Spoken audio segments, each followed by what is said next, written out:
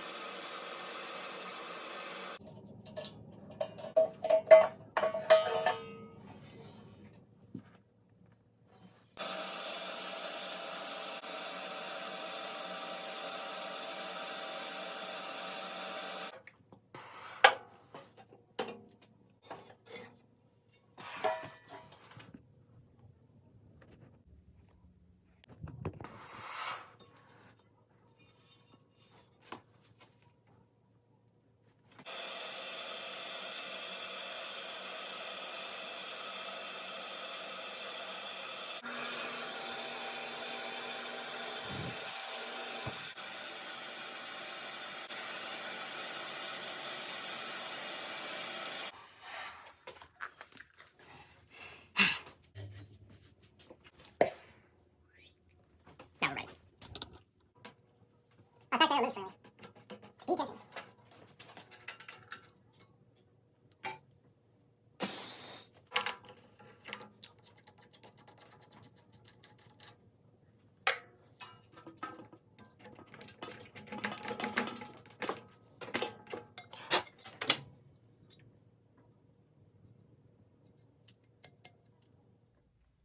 Gonna fire it up.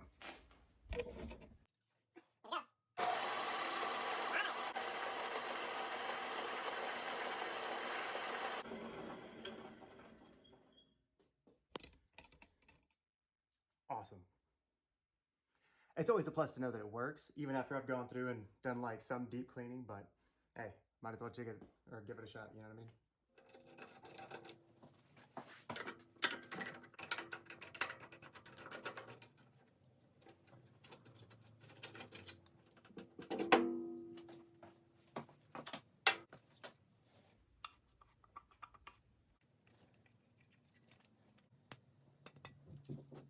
I'm probably these.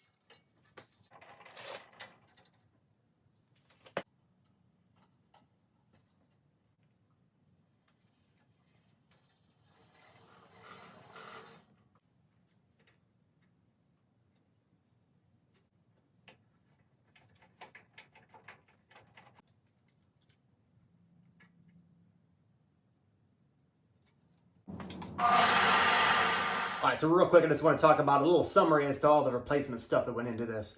So first thing, right, was getting rid of all the old sawdust and resin and cleaning it up, thorough clean. Superficial rust was busted, which led me into my first deal, which was the bearings. Some of the bearings that were on there still had the old style coating or nomenclature, whatever you want to call it. But a little Google search, not a big deal. We'll find some new ones and we get it replaced. That would actually roll when they're supposed to. That's kind of a big deal, especially for the thrust bearing. Absolutely, right? So that was good. Easy replacement, not a big deal. The next thing was the blades, because while the guy gave me a whole slew of them, they are very much rustified. So I figured, right, you hear it all over the place on podcasts and maker community stuff.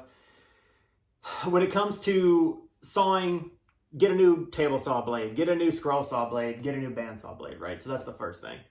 Bandsaw blade needs to ride on something nice. New tires. These, while they might still be in good condition, they have spray paint all over them. I'm not really sure why the people chose to spray paint the machine with all the stuff still in it as opposed to like taking it off and doing it separately. But you know, what do I know? New tires, not a big deal.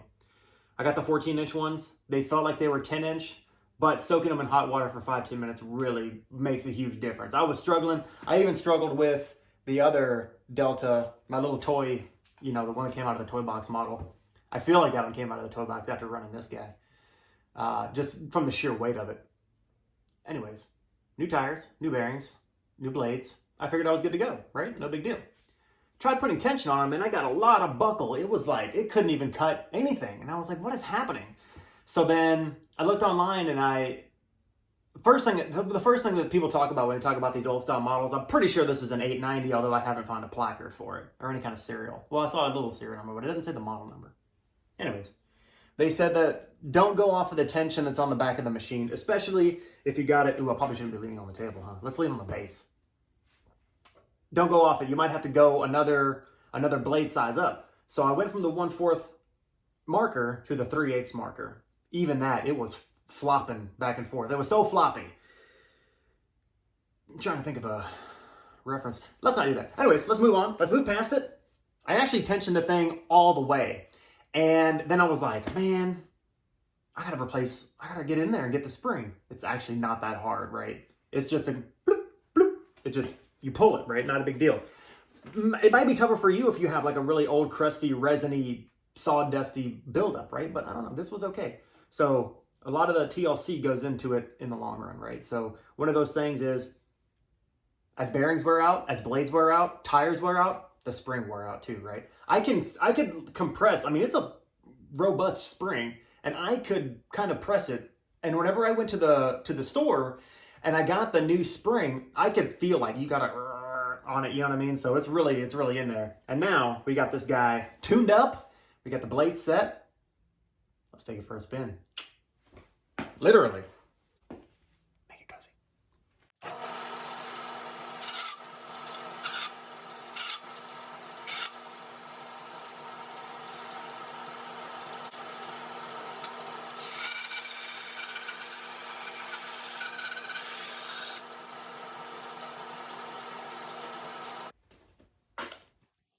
This is probably the hardest thing I got.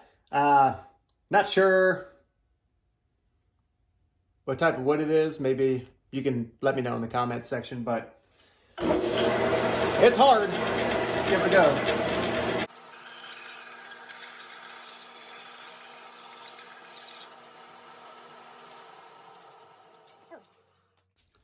All right, let's talk about this real quick. So this is brand new blade, right? We talked about all that stuff. This kind of wood, I'm not quite sure. Like I said, I don't know what it is, but this is the resaw. There's no burn, which is great. And you can kind of see a little rigidity in the cut. Not a big deal, right? It's a bandsaw. On my other Delta, the Shopmaster. Okay. This is this Delta side. And I know I cut this one on the Shopmaster. So just take a look right there. That's a pretty good, right? I tune that little guy up too. I tune up all my stuff whenever I get new things, right? That's like part of being scrappy. You got to put a little bit of work into it, and I understand that. you get the deal, you put some TLC into it, and then it'll last you for a long time, right? And that's good. That's a pretty good model, right? But in terms of rigidity and robust and strength, this one, you know, takes the cake clearly, right? Because everybody wants them for $1,000, even old. But yeah, this is the Shopmaster, and this is the 890, right? That's like a world of difference. I'm happy. I'm so happy. Appreciate you sticking with me. I hope you learned a lot. I know I did. Really getting into the guts of these things, restoring them, right? Helps me learn the ins and outs of things as I'm researching. So I can look at the paper and say, okay, this is a bearing that needs to be replaced. You have to do this much clearance, blah, blah, blah. Whenever I actually do it, and also tearing it apart helps. It really puts A and B to make C, right? Thanks for sticking with me. Make it cozy. Like and subscribe, all that good stuff. And we'll see you for the next one. I don't know what I'm doing with my hands. Why am I doing this? We'll see you later.